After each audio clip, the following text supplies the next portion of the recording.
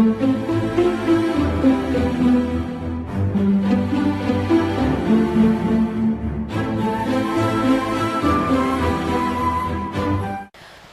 à tous, aujourd'hui on vous retrouve pour une nouvelle vidéo qui sera donc la première de la série Histoire de cheval. Pour ces vidéos, j'ai décidé de créer un duo avec Gauthier. C'est moi. Et aujourd'hui on va donc vous parler de Napoléon Bonaparte. Du coup, bonjour à tous. Je vais vous présenter un peu l'histoire de Napoléon pour vous introduire ce que je vais vous raconter sur ses chevaux. Donc je ne vais pas vous faire l'affront de vous lire la page Wikipédia parce que déjà tout le monde a Wikipédia et ça ne servira à rien. Alors Napoléon, globalement, tout le monde en a déjà entendu parler, donc surtout en France, mais aussi à l'étranger. Il est très connu à l'étranger, notamment en Angleterre, puisqu'il s'est battu une bonne partie de sa vie contre les Anglais. On est plutôt mitigé à son sujet, puisque certes, il a participé à l'élévation de la France dans l'histoire, mais il a fait 2-3 trucs pas très positifs. Il a notamment rédigé le Code civil, donc en 1804, qui est assez négatif, notamment envers les droits de la femme. Il a participé au rétablissement de l'esclavage dans les colonies. Toutes cette sortes de choses, mais ça reste un très grand empereur français qui a su valoriser son pays et l'agrandir un peu au niveau des pays d'à côté. Voilà, donc pour la petite histoire, donc il est né en 1769 à Ajaccio. Il entame assez vite une carrière militaire et c'est ses exploits militaires qui l'ont fait rapidement connaître dans les plus hautes sphères. Il prend le pouvoir au tout début, donc en 1799. Le fameux 18 Brumaire, le coup d'état du 18 Brumaire, qui le propulse directement consul. Et en 1804, il est couronné à la cathédrale Notre-Dame de Paris par Pie VII. Et là, on connaît beaucoup le fameux tableau où il prend justement la couronne des mains de Pie VII pour les mettre sur la tête de Joséphine de Beauharnais, qui était sa femme. Donc ce qui caractérise Napoléon aussi, c'est le nombre faramineux d'ennemis qu'il avait.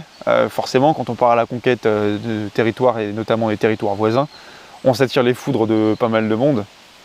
Et tous ces ennemis le forcent à partir en exil.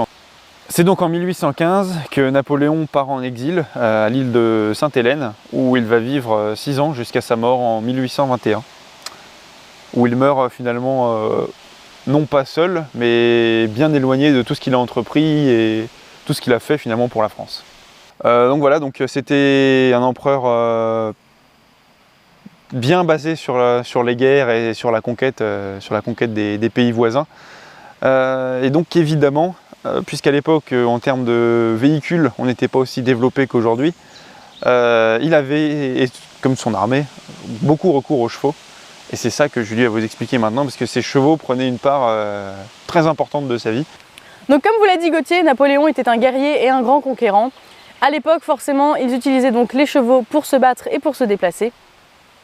Cependant, Napoléon était loin d'être un bon cavalier puisqu'il n'a jamais vraiment appris à monter à cheval, hormis quelques cours qu'il a pris avec un militaire, mais c'était loin d'être suffisant pour avoir un niveau correct. Il montait donc surtout à l'instinct et ce qu'il préférait, c'était charger au galop. Lors de son exil à Sainte-Hélène, il aurait confié à son docteur avoir eu entre 18 et 19 chevaux tués sous lui, lors des combats ou lors de déplacements, ce qui fait quand même un assez bon score. À cette époque, pour la guerre, il était donc primordial d'avoir une bonne cavalerie. Celle de Napoléon était plutôt importante et avec des chevaux d'origine assez hétérogène. Il avait des chevaux d'origine arabe, autrichienne, normand, voire espagnole. Il avait apparemment une préférence pour les étalons, notamment pour leur côté guerrier, et on va donc parler aujourd'hui de ces 2 chevaux principaux qui sont donc le Vizir et Marengo. Le Vizir, c'est un des derniers chevaux de Napoléon, un entier pur sang arabe gris qui lui fut offert par le sultan de Turquie.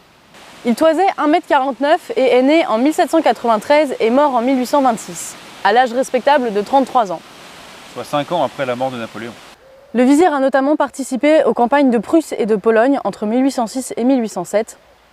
Et c'était un cheval que Napoléon affectionnait tout particulièrement et qu'il a même emmené avec lui lors de son exil à Sainte-Hélène. Suite à la mort de Napoléon, le Vizir a été recueilli par un ancien écuyer de l'écurie impériale qu'il a donc récupéré pour le garder chez lui jusqu'à sa mort. Le Vizir fait partie des 10 chevaux qui ont été reconnus entre guillemets comme du rang de Sa Majesté. C'est pour ça que la particule « le » avant son prénom est très importante puisqu'elle désigne un cheval de haut rang. Aujourd'hui, une relique de Le Vizir est encore visible à Paris, au musée de l'armée aux Invalides. Et vous verrez donc sa dépouille empaillée. sous vitrine bien évidemment pour le protéger des dégradations du temps. Maintenant je vais vous présenter un petit peu Marengo, qui était lui aussi un étalon arabe gris qui toisait environ 1,40 m. Donc il est né en 1794 et mort en 1831 à l'âge très respectable de 38 ans, ce qui est un âge très avancé, notamment pour un cheval de guerre. Il aurait participé à la bataille de Marengo, d'où il tire son nom. Il portait lui aussi, tout comme le vizir, la marque impériale sur la cuisse marquée au fer rouge. Le 10 juin 1815, Napoléon le monta de 7 à 10 h du soir pour aller à la bataille de Waterloo. À cette bataille, il a été blessé à la hanche et c'est ainsi qu'il fut abandonné dans une ferme avoisinante, où il a ensuite été capturé par des Anglais qui l'ont remmené donc en Angleterre, où il a rejoint un élevage et fait quelques saillies.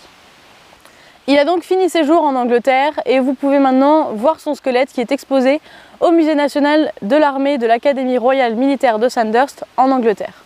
Donc malgré tout ce qu'on peut dire sur Napoléon, il a fait des choses répréhensibles, personne n'en doute et personne ne le remet en cause. Il n'en restait pas moins un grand homme qui savait prendre soin et de ses troupes et visiblement de ses chevaux, vu l'âge plus qu'honorable auquel ils sont morts, jusqu'à au moins la bataille de la Bérésina en Russie qui a causé sa perte. Donc voilà, on espère que cette vidéo vous aura plu. N'hésitez pas à nous laisser vos suggestions en commentaire de personnages historiques, de chevaux qui ont marqué l'histoire. On prendra vos idées en compte. Ou pas. Et on vous retrouve très bientôt dans une prochaine vidéo sur Histoire de cheval.